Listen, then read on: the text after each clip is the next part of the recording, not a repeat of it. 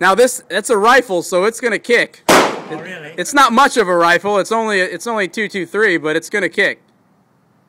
I'm down.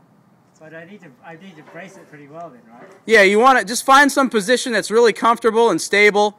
Get your cheek pressed on that stock really firmly on the stock. And slowly increase pressure on the trigger. You're going to feel the trigger. Oh. What the hell? Now this time when you shoot it, just try to pull the trigger as though nothing's going to happen. Just pull the trigger and stay in the same position. Like it's gonna hit me in the face. Act like nothing's going to happen at all. Just pull the trigger and just ignore the recoil. Much better.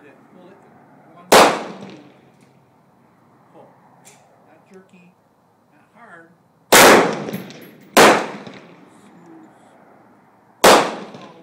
Without stop. And then while you're concentrate on your sight line and sight.